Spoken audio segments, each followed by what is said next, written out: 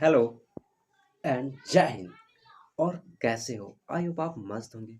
और इस इमोजी के जैसा आप स्माइल करते हुए अपनी प्रिपरेशन को स्टार्ट कर रहे हैं। ओके, सो मैं भी इस वीडियो को इस स्मॉल स्माइल वाली इमोजी के साथ स्टार्ट करता हूँ। ओके, सो ये वीडियो होने वाला है बेसिकली पॉलिटी का एक बहुत ही ज़्यादा इम्पोर्टेंट चैप्टर है, दैट इज़ DPSP। ये क्या होता है? Directive principle of state policy, इसके बारे में पढ़ेंगे। ओके, सो जय हिंद। और कैसे हो? आई होप ठीक होंगे। तो चलो चलते हैं अपने वीडियो के साथ। ओके, सो ये वीडियो बेसिकली होने वाला है 20 से 25 मिनट का, जिसमें आप पूरी डीपीएसपी के हर एक इम्पॉर्टेंट पॉइंट को यहाँ पर कवर कर दिया जाएगा, जिसके बाद आपको यहाँ से जाने के बाद कोई और डीपीएसपी के वीडियोज या कुछ पढ़ने की ज़रूरत नहीं पड़ने वाली। ओके, सो वीडियो के लास्ट तक आप बने रहो। ओके, सो चलते हैं अपने चैप्टर पर। सो डीपीएसपी क्या है? What is DPSP? So DPSP है हमारे डायरेक्टिव प्रिंसिपल, यानी कि एक तरह से निर्देश है। किस तरह का निर्देश होगा? ये प्रिंसिपल यानी कि इसमें आदेश दिया गया किसको? स्टेट को। किससे रिलेटेड? पॉलिसी बनाते समय ये निर्देश दिया गया। इसका मतलब ये है कि स्टेट को ये पर निर्देश करता है, निर्देशित करता है कि आप कोई भी पॉलिसी बनाओगे, आप डीपीएसपी के अनुसार ही बनाओगे। डायरेक्टिव प्रिंसिपल के हिसाब से आप कोई भी पॉलिसी को आप बनाओगे। ओके, तो अब आते हैं बेसिक फीचर्स के बारे में जो डीपीएसपी के बारे में होती है। सो ये कहाँ से लिया गया? That is taken from Ireland. Ireland से इसको लिया गया। और आयरलैंड ने इसको कहाँ से अडॉप्ट किया? That is constitution of Spain. Spain के कॉन्स्टिट्यूशन से आयरलैंड ने इसको अडॉप्ट किया गया है। ओके, सो अगर क्वेश्चन पूछा जाता है कि हमारा जो डीपीएसपी है वो कहाँ से मेनली लिया गया, वो आयरलैंड आप लगाओगे, ये नहीं कि स्पेन लगाओगे। ये स्पेन, आयरलैंड ने स्पेन से लिया गया बस, बट हमने कहाँ से अडॉप्ट किया है? दैट इज आयरलैंड देश से हम इसको अडॉप्ट किया गया है। ओके, सो ये कौन से पार्ट में आता है? दैट इज पार्ट फोर्थ में। पार्ट फोर्थ का पार्ट फोर्थ में हमारा डीपीएसपी आता है। और कौन कौन सा आर्टिकल के बीच में? That is article number 36 and 51 के बीच में ये आता है। ओके, सो ये किस चीज़ की बात करता है? That is a welfare state, यानी कि कोई भी राज्य को एक अच्छा एक डेवलप्ड स्टेट बनाने की ये बात करता है। ओके, कि वहाँ पर एक आज़ादी हो, हर तरह की आज़ादी, पॉलिटिकल आज़ादी, हर तरह की फ्रीडम हो, लिबर्टी हो वहाँ पर, इकोनॉमिकल लिबर्टी, आपको हर तरह से वहाँ पर अच्छी चीज़ें हो। ओके, तो ये बात करता है बेसिकली वही चीज़ है कि और इंफ्रास्ट्रक्चर की भी बारे में बात करता है कि आपका देश का इंफ्रास्ट्रक्चर अच्छा होना चाहिए, आपके राज्य का, आपका जो भी स्टेट के अंदर चीज़ें आती है। ओके, सो ये चीज़ें बात करता है। और ये क्या है? नॉन जस्टिएबल। इसका मतलब क्या है? आप इस अगर कोई राज्य, कोई स्टेट या कोई सेंट्रल गवर्नमेंट या पार्लियामेंट अगर इसको फॉलो नहीं करती, तो इसके खिलाफ केस नहीं किया जा सकता है। इसका मतलब ये है नॉन जस्टिएबल है, but parliament can make it enforceable, यानी कि इसको बना सकती है, फोर्स किया जा सकता है, यानी कि पार्लियामेंट ऐसा रूल इस पर ला सकती है कि अब से जो डीपीएसपी होगा वो जस्टिएबल होगा, यानी कि इसको लेकर आप कोर्ट में भी जा सकते हैं अगर कोई राज्य इसको फॉलो नहीं करता। ओके, सो ये चीज़ें हैं। और ये किस टाइप का नेचर का है? That is positive in nature. इसका क्या पॉजिटिव इन नेचर का मतलब क्या होता है? What is positive in nature? Positive in nature का मतलब होता है कि जैसे ये क्या है? मोरल इंस्ट्रक्शन है कि जैसे आपको सड़क बनवानी चाहिए, आपको ऐसे नियम लाने चाहिए कि जिससे लोगों के न्यूट्रिशन, उसका हेल्थ अच्छा हो। तो ये चीज़ें सब पॉजिटिव, यानी कि एक तरह से पॉजिटिविटी की बात करता है। So this is positive in nature. क्या? डीपीएसपी। ओके, अब क्या करता है DPSP? To follow DPSP depend on the economic condition of state, यानी कि डीपीएसपी को फॉलो करने का कंडीशन क्या है? जब कि आपका इकोनॉमिक कंडीशन जिस टाइप से होगा, अगर आपका स्टेट थोड़ा सा आर्थिक स्थिति उसकी खराब है, तो वो थोड़ा सा कम डीपीएसपी फॉलो करेगा, बट उसको फॉलो करना ही पड़ेगा। करना ही पड़ेगा नहीं, बट वो एक तरह से वो अपनी मोरालिटी का यूज़ करके उसको फॉलो करेगा ही। ओके, ओके, सो ये बस बात करता है किस चीज़ पर डिपेंड है? That is depend upon the economic condition of state. Okay, so अब हमारा जो डीपीएसपी है वो मेनली 3 प्रकार के प्रिंसिपल पर डिवाइडेड है। कौन-कौन से प्रिंसिपल है? That is first one is socialist principle, second one is Gandhian principle and third one is liberal principle. अब ये जो हमारे 36 से 51 के बीच में जो आर्टिकल आते हैं, उसमें कुछ आर्टिकल सोशलिस्ट होते हैं, कुछ आर्टिकल गांधीयन चीज़ पर डिपेंडेंट है और कुछ लिबरल चीज़ें हैं। ओके, सो एक-एक करके हम इसको कवर करते हैं, ठीक है? तो हमारा जो 38, 39, 40, 41 सॉरी 41, 42, 43, 43 ए और 47, ये क्या है? सोशलिस्ट प्रिंसिपल है। अब आप यहाँ पर देखो कि यहाँ पर भी 43 है, यहाँ पर भी 43 है। तो यहाँ से ये पता चलता है जो गांधी जी के प्रिंसिपल थे, एक तरह से उनकी विचारधारा थी, वो एक तरह से सोशलिस्ट प्रिंसिपल पर ही थी। ओके, तो यहाँ पर कई आर्टिकल आपस में मैच हो सकते हैं। तो ये दोनों चीज़ें हैं। ओके, कई चीज़ें देखो, यहाँ पर भी आर्टिकल 44 है, यहाँ पर भी आर्टिकल कहीं 44 दिखाई दे रही है, यहाँ पर नहीं है। जैसे 43 हो गया, यहाँ पर भी 43 है, 43, ओके, जैसे 45 हो गया कहीं और, तो आपस में ये दोनों मैच हो सकते हैं। ओके, सो ये चीज़ें हैं। तो चलते हैं अपने नेक्स्ट स्लाइड पर, दैट इज आर्टिकल। अब हम पढ़ेंगे, यहाँ पर हमने बेसिक चीज़ें पढ़ लिया डीपीएससी के बारे में। अब हम यहाँ पर हम क्या पढ़ेंगे, आर्टिकल के बारे में, वन बाई वन करके हम आर्टिकल को यहाँ पर कवर करते जाएंगे। आप आर्टिकल को थोड़ा सा ध्यान से पढ़िएगा, क्योंकि जो स्टेटमेंट वाइज क्वेश्चन है सीरियस एनडीए के एग्जाम में यहाँ से पूछते हैं, डायरेक्ट स्टेटमेंट है, आपका आर्टिकल से पूछ दिए जाते हैं, पूछ देगा कि आर्टिकल 37 में क्या क्या चीज़ें हैं। सो आर्टिकल 36 क्या बात करता है, ये बात करता है हमारे स्टेट की डेफिनेशन देता है। और कौन सा आर्टिकल हमारा था कि जो स्टेट की डेफिनेशन देता था, दैट इज आर्टिकल नंबर 12। ये दोनों क्या करते हैं, स्टेट को डिफाइन करते हैं कि व्हाट इज स्टेट। सो फिर से एक बार जान लेते हैं कि स्टेट क्या होता है। जो भी हमारी ग्रुप है, ग्रुप किस टाइप का होगा, जैसे हमारा यूनियन गवर्नमेंट हो गया, स्टेट गवर्नमेंट हो गया, या कोई गवर्नमेंट ऑर्गेनाइजेशन होगी, या कोई प्राइवेट ऑर्गेनाइजेशन होगी, यानी हाफ प्राइवेट, इसमें गवर्नमेंट का शेयर होना चाहिए, या स्टेट गवर्नमेंट हो गया, या कोई ऑर्गेनाइजेशन हो गया जिसमें गवर्नमेंट का शेयर है, जिसमें गवर्नमेंट का शेयर है, तो उसको हम क्या कहेंगे, स्टेट कहेंगे। ठीक है, तो उसमें गवर्नमेंट का शेयर इज नेसेसरी, तभी हम उसको स्टेट के अंदर लाएंगे। ठीक है, तो हमारा बेसिकली बात करता है article 36, that is definition of state. Okay, और देखो ये एक नोट पॉइंट है यहाँ पर, जो DPSP is taken from the government of India act, यानी कि ये गवर्नमेंट ऑफ इंडिया एक्ट 1935 के बारे में एक हम सेपरेट वीडियो में पढ़ेंगे, क्योंकि इससे बहुत सारी चीज़ें हमारे कॉन्स्टिट्यूशन से अडॉप्ट की गई, इस कॉन्स्टिट्यूशन में हमें ली गई है। और ये जो गवर्नमेंट ऑफ इंडिया एक्ट है, इसको किस नाम से जाना जाता है, इंस्ट्रूमेंट ऑफ इंस्ट्रक्शन, यानी कि गवर्नमेंट ऑफ इंडिया एक्ट 1935 को हम इंस्ट्रूमेंट ऑफ इंस्ट्रक्शन के नाम से जाना जाता है। तो हम इसको एक अलग से वीडियो में कवर करेंगे, गवर्नमेंट ऑफ इंडिया, क्योंकि इससे बहुत सारी चीज़ें ऐड की गई थी हमारे कॉन्स्टिट्यूशन में। ओके, सो चलते हैं आर्टिकल नंबर 37। तो बेसिकली ये 36 है स्टेट का डेफिनेशन। 37 क्या करता है, नॉट, ये बहुत ज़्यादा इंपॉर्टेंट है। ओके, क्योंकि इसी की वजह से सारा डीपीएसपी का पावर ही खत्म हो जाता है। ये क्या चीज़ है, that is non enforceable by any court, it is a moral duty of state. ये मोरल ड्यूटी है स्टेट का। बस बात यहीं पर आकर खत्म हो जाती है। Article 36 very important. क्यों इंपॉर्टेंट है, क्योंकि सारा पावर आर्टिकल 36 ही इसका खत्म कर देता है। क्यों कर, कैसे खत्म करता है, ये नॉन इन्फोर्सिएबल बना देता है, यानी कि अगर कोई स्टेट इसको फॉलो नहीं करता तो कोर्ट में हम नहीं जा सकते, इसके खिलाफ कुछ नहीं किया जा सकता। स्टेट अपनी इस तरह से मनमानी कर सकते हैं। ओके, बट एक तरह से मोरल ड्यूटी है उनकी, तो करना चाहिए उनको। सो बहुत ज़्यादा इंपॉर्टेंट है आर्टिकल 37। ठीक है, सो हमारा नेक्स्ट आर्टिकल क्या है, that is article number 38। Article number 38 क्या बात करता है, आर्टिकल नंबर 38 बात करता है social and economical and political justice for and give facilities to. हाँ, ये बात करता है कि कोई भी पीपल ऑफ इंडिया है, यानी कि पीपल भारत के लोग हैं, उसको क्या किया जाए, सोशल जस्टिस मिलेगी, यानी कि समाज में उसको समान अधिकार मिलेगा। उसको अगर कहीं पर इकोनॉमिकल हेल्प की ज़रूरत है, अगर राज्य के पास उतने पैसे हैं तो उसकी हेल्प भी कर सकती है, दिया जा सकता है इकोनॉमिकली।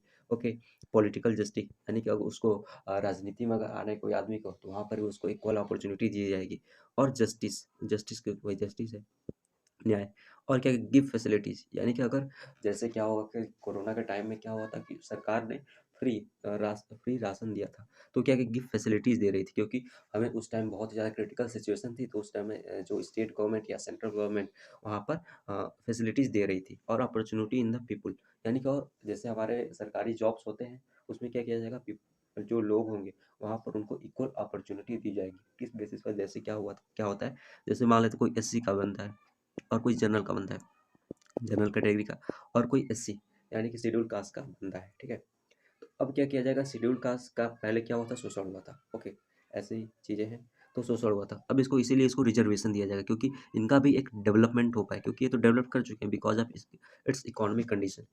अपनी इकोनॉमिक कंडीशन की वजह से इनकी थोड़ी सी डेवलपमेंट है, बट जो एससी कैटेगरी वाला है उसकी डेवलपमेंट थोड़ी सी कम है। सो उनको वहाँ पर रिजर्वेशन देकर उनको एक तरह से अपॉर्चुनिटी दी जाएगी कि उनका भी रिप्रेजेंटेशन होगा हर पार्ट में। ठीक है, तो इस तरह से ये हमारा आर्टिकल 38 बात करता है। तो अब आते हैं हमारे आर्टिकल नंबर 39। ये क्या बात करता है, आर्टिकल नंबर 39 बात करता है equal pay for equal work, यानी कोई सेम काम कर रहा है, एक वोमेन काम कर रही है, एक आदमी काम कर रहा है, तो उनको क्या क्या सेम वेतन दिया जाएगा, जैसे आर्म फोर्सेस में होता है। आर्म फोर्सेस में क्या होता है, जैसे कोई पायलट है, जैसे आप अवनी चतुर्वेदी का नाम सुने हो, कोई पायलट है, फाइटर पायलट, वो अवनी चतुर्वेदी का आप नाम सुना हो, अगर वो जितना वेतन पाती होगी, उसी रैंक का कोई अगर मेन यानी कोई लड़का होगा तो वो भी सेम वेतन पाता होगा। तो यही बात करता है basically article 39, equal pay for equal work, man and women दोनों को। और क्या किया जाएगा यहाँ पर, यानी कि citizen should not be force in dangerous work, यानी कि जो खतरनाक काम होता है जिसमें रिस्की बहुत ज़्यादा रिस्क होता है, उसको उसकी इकोनॉमिक कंडीशन, जो आदमी को इकोनॉमिक कंडीशन के साथ के वजह से उसको कोई डेंजरस काम में नहीं रखा जा सकता। ओके, सो ये बात करता है आर्टिकल 39। सो आप ये आर्टिकल को वन बाय वन याद रखना, नहीं तो बहुत ज़्यादा दिक्कत हो जाएगी, क्योंकि इससे क्वेश्चन हमेशा पूछे जाते हैं। और जो ये वीडियो है ना, बहुत ज़्यादा शॉर्टेड वीडियो है, यानी कि बहुत ज़्यादा रिसर्च करने के बाद इसको मैं किया गया है। ओके, सो ये चीज़ें हैं। अब क्या करता है इसका नेक्स्ट पॉइंट क्या बात करता है, equal distribution of material resources, यानी जैसे सरकार के पास बहुत ज़्यादा पैसा आ गया। ओके, अगर सरकार यहाँ पर कोई पैसा बांटना भी चाहती है तो क्या करेगी, इक्वली डिस्ट्रीब्यूट करेगी। ओके, जैसे स्विट्जरलैंड में क्या होता है, होता नहीं है वैसे, बट कई ऐसे डेवलप कंट्रीज है जिसके पास बहुत ज़्यादा पैसा है और वहाँ पर लोग कम है, तो वहाँ पर क्या करती है सरकार, जो बेरोजगार होते हैं उनको भत्ता देती है। तो क्या कर वहाँ पर भी यही चीज़ें हमारे देश में भी अगर राज्य सरकार या सेंट्रल गवर्नमेंट चाहे तो कर सकती है कि इक्वल डिस्ट्रीब्यूशन ऑफ मटेरियल, यानी कुछ मटेरियल उसका डिस्ट्रीब्यूशन करना है तो इक्वली होगा। और जो रिसोर्सेज होते हैं जैसे हमारे हमें पानी पीना है, पानी जो हमारा क्या है, एक अर्थ का रिसोर्सेज है, तो उसका भी क्या होगा, एक इक्वल डिस्ट्रीब्यूशन किया जाएगा। ओके, सो स्टेट की ये सब जिम्मेदारी है कि स्टेट ये सब करेगा। ये सारा जो इंस्ट्रक्शन है किसके लिए है, ये हमारे लिए, बट करने की जिम्मेदारी किसके पास है, स्टेट।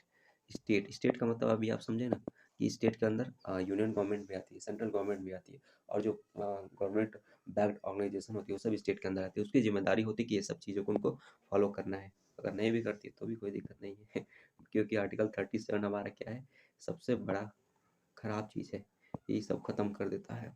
ओके, सो ये चीज़ है। सो चलते हैं हमारे नेक्स्ट स्लाइड में। आई होप इतना चीज़ आपको याद और क्लियर हो गया होगा। कोई चीज़ ऐसा हो जो क्लियर ना हो तो आप कमेंट सेक्शन में बता सकते हैं। ओके, सो चलते हैं next slide. That is what is next slide. अब आर्टिकल नंबर कौन सा, आर्टिकल नंबर 39A। 39 तक हमने पढ़ लिया। अब 39 ये, अब ये वर्ड आपने दिखाई दिया, ये इसका मतलब क्या है, इसको अमेंडमेंट द्वारा ऐड किया गया है।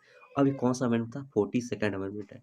ये 42nd amendment that is known as the mini question, यानी कि इसको मिनी कॉन्स्टिट्यूशन के नाम से भी जाना जाता है। ठीक है, article sorry 42nd amendment act 1976 को हम मिनी कॉन्स्टिट्यूशन के नाम से जानते हैं। क्यों जानते हैं, क्योंकि आप यहाँ इसको देखोगे हर जगह कहीं ना कहीं मिल ही जाएगा।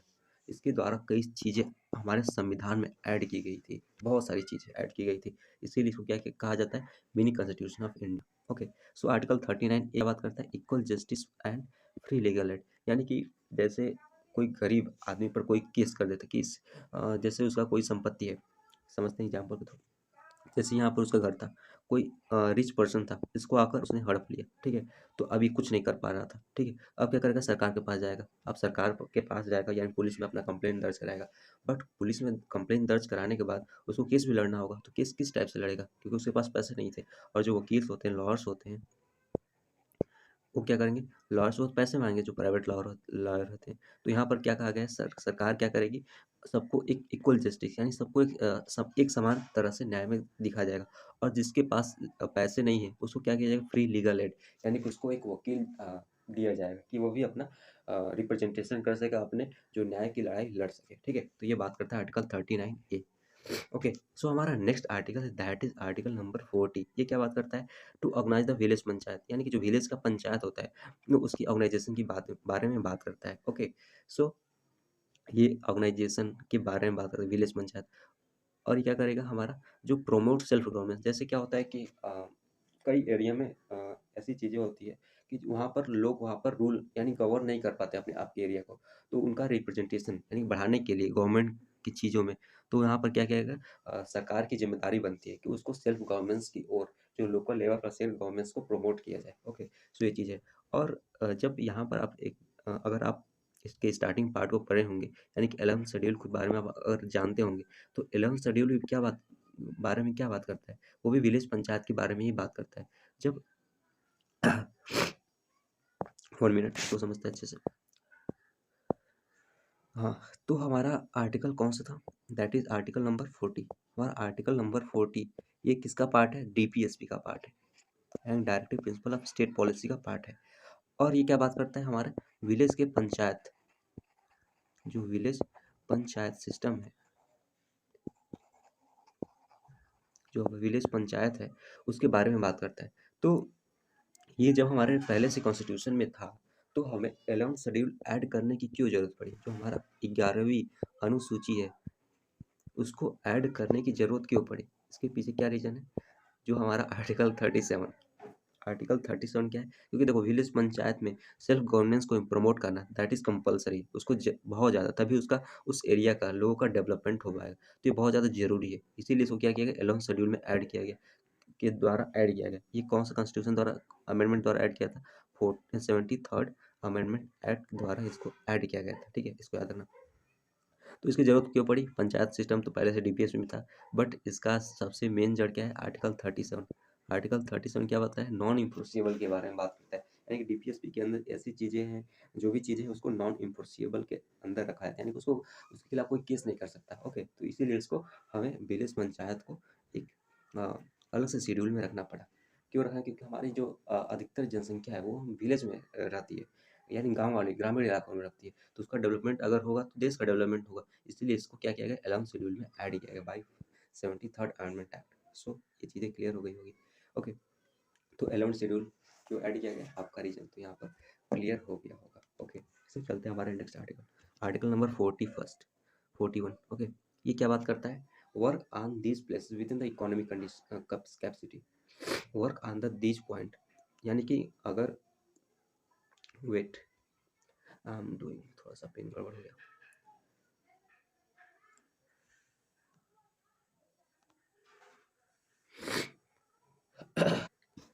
सो हमारा 41 आर्टिकल क्या करता है? वर्क, यानी कि स्टेट को वर्क करना चाहिए किस पर? On this point with in the economic capacity, यानी कि जितनी उनकी इकोनॉमिक यानी कि आर्थिक क्षमता है उसके हिसाब से इन सब चीज़ों पर काम करना चाहिए कि लोगों को कार्य दे, काम दे, और उनका एजुकेशन का लेवल को इंक्रीज करे, और give assistance in the case of unemployment, यानी कि बेरोजगारी हो गई है और कोई बूढ़े आदमी है तो उसके लिए कोई संस्था बनाए जहाँ पर वो रह सके।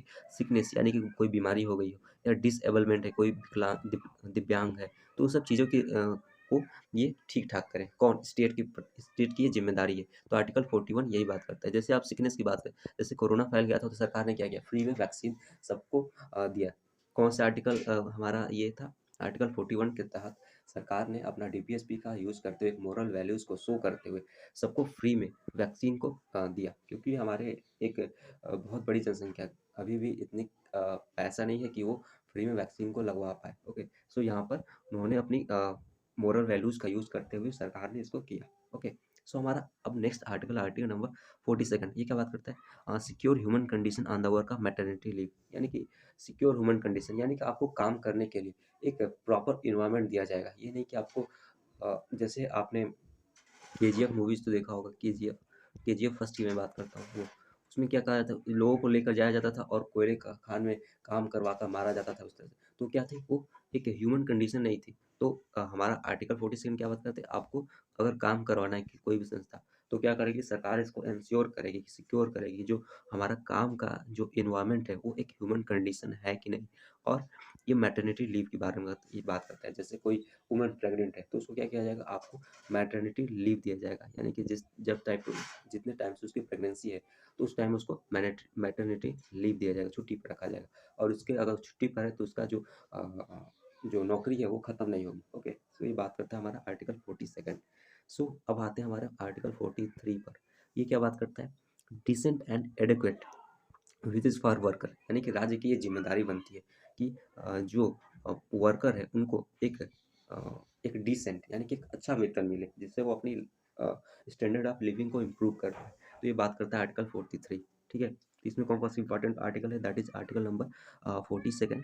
42 आर्टिकल ज़्यादा इंपॉर्टेंट है, और ये आर्टिकल नंबर 40, और ये जो हमारा न्यू 42 अमेंडमेंट एक्ट द्वारा ऐड किया गया था, ये तीन आर्टिकल इस स्लाइड में ज़्यादा इंपॉर्टेंट है। ओके, सो चलते हैं हमारे next article, that is article number 43 ए। ये भी क्या किया गया? इसको भी ऐड किया गया, किससे? भाई 42। देखो, अब ये 42 अमेंडमेंट एक्ट आपको कई जगह पर मिलेगा।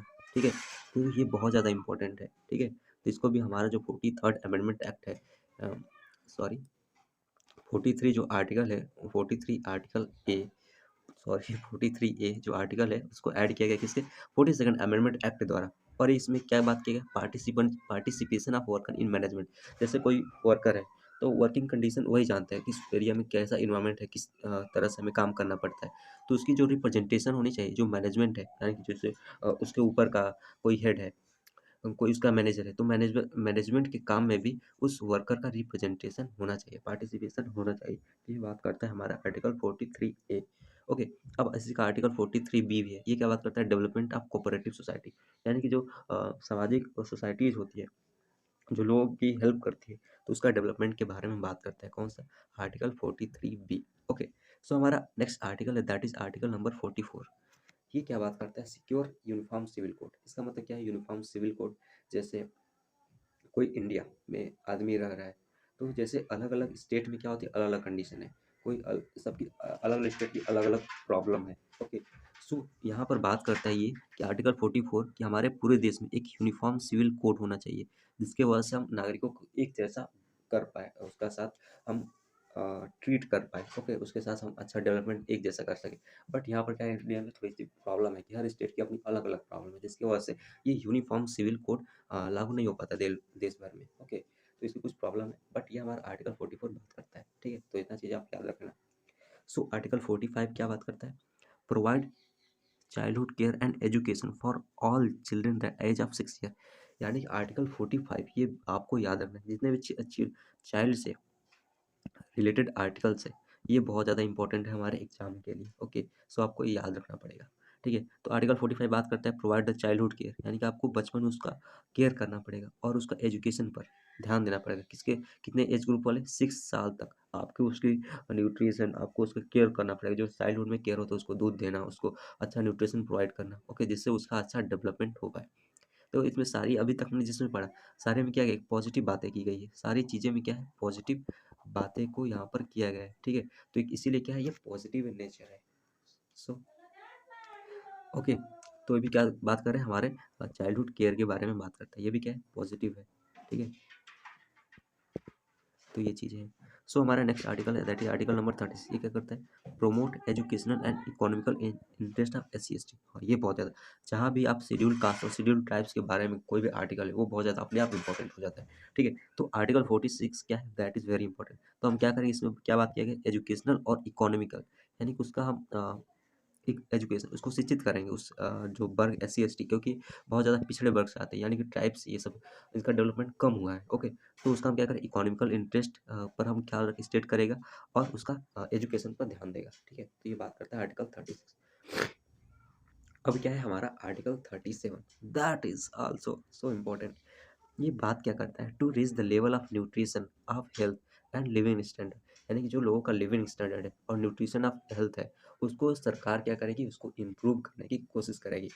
इसी वजह से जो बिहार में क्या हुआ है, जो ड्रिंक्स है उसको बैन कर दिया गया है। यानी कि सरकार के पास ये पावर है कि जो ड्रिंक्स होते हैं, जो अल्कोहल होते हैं, उसको बैन कर सकती है। बट सरकार की इसमें बहुत ज़्यादा कमाई होती है, इसीलिए कई सारी राज्य सरकारें नहीं करती। ओके, बट सरकार चाहे तो उसका एक जिम्मेदारी है कि उसको ये बैन कर सकती है, प्रोहिबिट कर सकती है इनटॉक्सिक, कोई भी नशीला पदार्थ हुआ, ड्रग्स हो गया। ओके, और सर क्या करेगा, उसको न्यूट्रिशन, उस राज्य के लोगों का न्यूट्रिशन और हेल्थ और लिविंग स्टैंडर्ड इंप्रूव करने में उसकी मदद करेगी। सो हमारा नेक्स्ट आर्टिकल है, दैट इज आर्टिकल नंबर 48। कौन सा आर्टिकल? कितने और आर्टिकल है? 51 तक आर्टिकल है। सो पढ़ लेते हैं, चलिए जल्दी। So to organise scientific modern way to agriculture and animal husbandry, यानी कि यहाँ पर क्या बात किया गया कि राज्य की एक जिम्मेदारी है कि उसको साइंटिफिक और मॉडर्न तरीके से किस चीज़ का, एग्रीकल्चर, क्योंकि एग्रीकल्चर हमारा देश क्या है, एक एग्रीकल्चर प्रधान देश है। ओके, आता हिंदी आता इंग्लिश, ओके ऐसे ही पढ़ेंगे। ठीक है, सो एग्रीकल्चर हमारा क्या है, मेन ऑक्यूपेशन हमारे देश का। ठीक है, तो एग्रीकल्चर और जो हमारा एनिमल हस्बेंड्री है, जैसे गौ पालन हो गया, बकरी पालन हो गया, भेड़ पालन हो गया, तो ये सब क्या है कि उसको एक साइंटिफिक और मॉडर्न तरीके से उसको डेवलपमेंट करने में सरकार मदद करेगी। ओके, और क्या किया गया इसी में? Prohibit the Salter. साल्टर क्या करना, मतलब जैसे गौ हत्या, बछड़े को मार देना, ये सब चीज़ें उसको प्रोहिबिट करेगी सरकार। अदर मिल्च, मिल्च मतलब जो दुधारू पशु होते हैं ना, उसके शेल्टर करने में मदद, बचाने में मदद करेगी। शेल्टर करने में मदद नहीं, बचाने में मदद करेगी, उसका हत्या ना हो, गौ हत्या ना हो। और ड्राफ्ट कैटल का मतलब क्या है, जो सवारी गाड़ी जैसे बैल हो गया, उस पर ढोने का काम आता है। ड्राफ्ट कैटल का मतलब यही चीज़। तो इस सबको क्या करेगी सरकार, बचाने का काम करेगी। ठीक है, अगला क्या है? सो हमारा 48A, ये क्या बात है, बात करता है article 48A, wait a minute, sorry, हाँ ओके। सो हमारा 48 ए क्या बात करता है, ये किसके द्वारा ऐड किया गया, that is 42nd amendment act.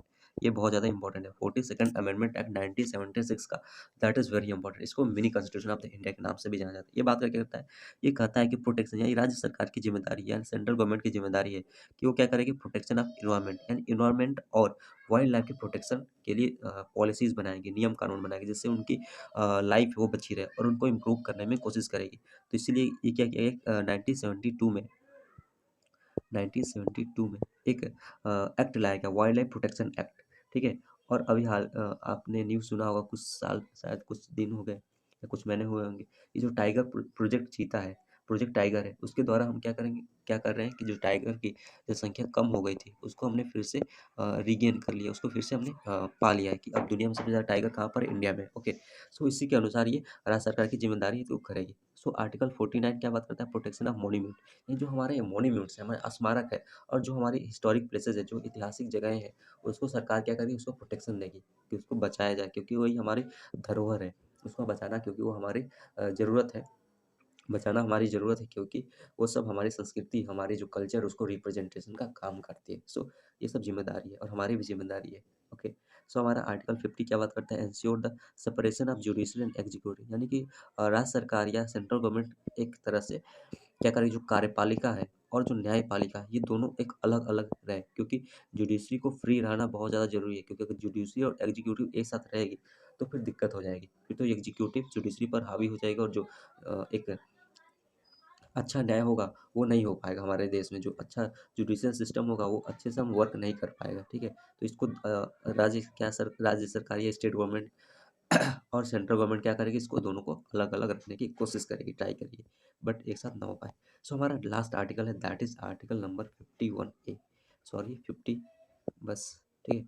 ये क्या बात करता है, ये इंटरनेशनल पीस एंड सिक्योरिटी के बारे में बात करता है कि जो हमारा सेंट्रल गवर्नमेंट है या स्टेट गवर्नमेंट है, वो क्या करेगी, इंटरनेशनल पीस और सिक्योरिटी को इंश्योर करेगी कि इंटरनेशनल पीस सिक्योर रहे, कि दिक्कत ना हो दुनिया में कोई भी, कि दुनिया में कोई हानि ना हो पाए, ठीक है? तो ये चीज़ें बात करती है।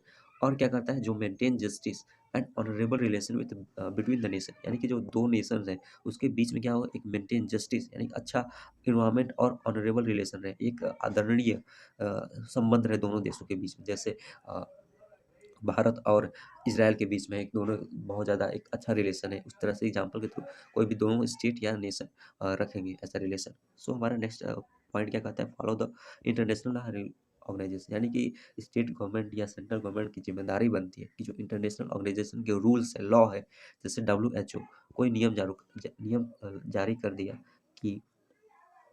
कि आपको वैक्सीन लगवानी है जल्दी-जल्दी, ये सब चीज़ें। WHO वर्ल्ड हेल्थ ऑर्गेनाइजेशन कोई नियम लागू कर दिया कि आपको ये सब चीज़ें, नियम फॉलो करना ही है। तो सरकार ये नहीं करेगी कि इसको फॉलो नहीं करेगी, ठीक है? सरकार की ज़िम्मेदारी है कि उसको फॉलो करे, क्योंकि इंटरनेशनल पीस एंड रिलेशन को एस्टैब्लिश करने में ये सब चीज़ें बहुत ज़्यादा मदद करती है, ठीक है? तो हमारा लास्ट पॉइंट है आज की वीडियो का, वो क्या है, encourage the settlement of international dispute and arbitration by arbitrator, यानी कि जो भी डिस्प्यूट है, इंटरनेशनल डिस्प्यूट, उसको शांति वार्ता, यानी कि बैठकर बात करके उसको ख़त्म करने की कोशिश करें। तो ये बात करता है, कुल मिलाकर हमारा जो आर्टिकल 51 है, वो इंटरनेशनल रिलेशन के बारे में बात करता है। ओके, सो आई होप आपको वीडियो अच्छा लगा होगा और आपने बहुत कुछ इस डीपीएसपी के बारे में सीखा होगा। सो इसी तरह से पढ़ते रहो और इसका नोट्स बना लेना। Okay, so bye, take care and जय हिंद।